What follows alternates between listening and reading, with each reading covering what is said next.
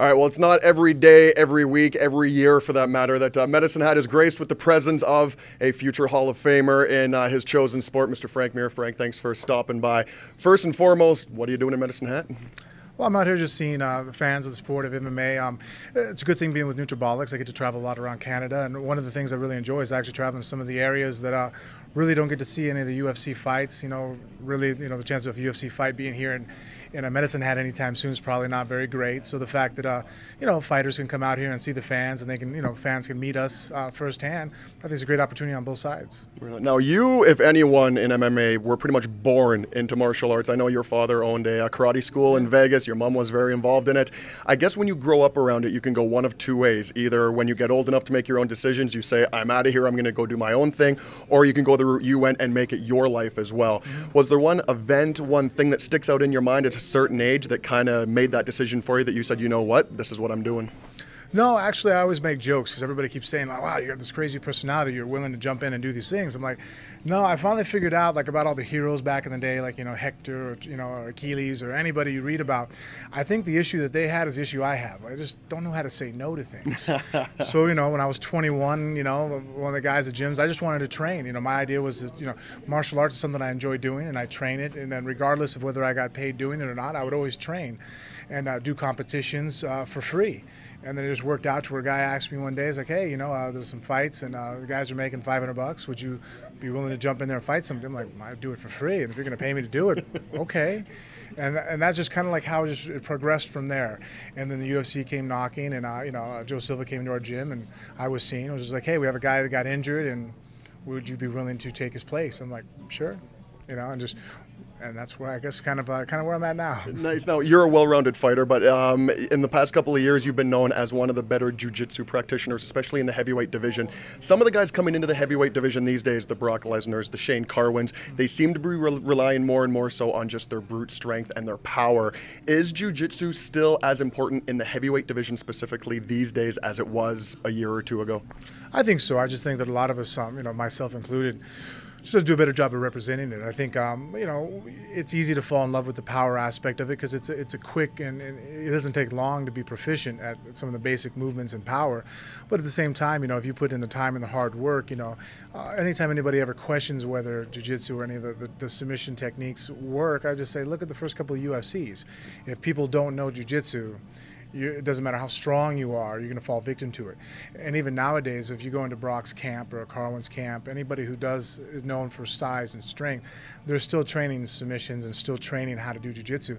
They're just maybe training from the aspect of how it works enough to maybe nullify it, but they still have a good understanding of it. And they could actually apply it to somebody else. It's just not maybe their style or their thought process to do so. But at the same time, they're not, ignorant of the subject altogether. Right. Now, UFC is the brightest lights in MMA organizations. There is the WEC as well. It's interesting to me that WEC has some of the lower weight divisions as far as bantamweight, featherweight, whereas the UFC has the light heavyweight, heavyweight divisions. Do you think there'll come a time in the near future where the UFC will incorporate bantam and featherweight fighters and give them a chance to fight on the biggest stage that mixed martial arts has to offer? No, I think what will end up happening is, and what is happening with the WC, like for example, the next card that's coming up with Jose Aldo and Uriah Faber, is that they'll get on pay-per-view, and they're doing a pay-per-view card, and hopefully that does real well, and WC can continue to be on pay-per-view events. Right now, the UFC, they're having, there's 3 fights in a week between the UFC Unleashed and on Spike, and now it's on it's on Versus also, and that's not even counting the pay-per-view events. Right. You have a ton of events. I don't even know. At one time there was 28 events a year, and now if you added in those other weight classes, guys are never going to get fights, because it's like going to be a list a mile long before you get to rotate back through. Right. So I think keeping it separate's a good thing for us, because right now there's not enough. We would have to have fights every 3 days. Right. To be able to get everybody, to get in there and compete, because no fighter wants to, take 6 months off at a time for personal reasons. If we're fighters, we want to be fighting, and also just financial reasons. You take 6 months off, and that's how you make your living. that's a problem. Right. You were mentioning earlier that you're coming here. Some people in Medicine Hat might not have a chance to ever see a UFC fight. Heck, people in Toronto right now can't see a UFC fight because Ontario hasn't even sanctioned MMA yet.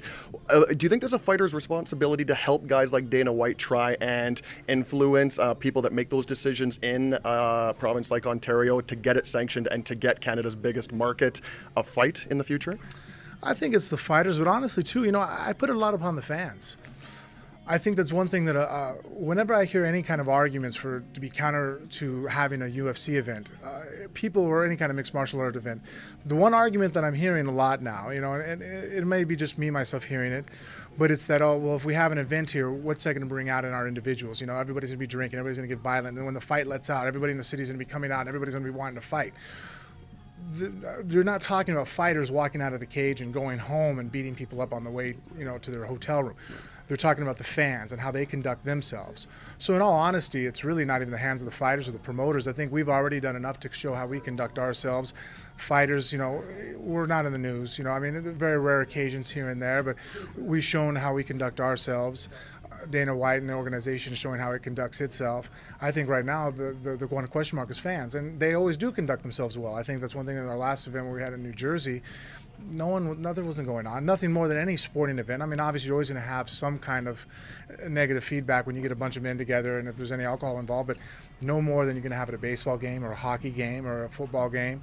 Right. It's any normal sporting event. I think sometimes there's a few people that still have some kind of idea that, the guys that are going to come out and watch a fight are these crazy maniacs. Right. That's why I wish they could come to an autograph sign and see that, 20-30% of the people I just signed autographs for here weren't even 15 years old. Right. People are bringing their children, their kids, there's not that element. That's just not really the fans that we really, appeal to.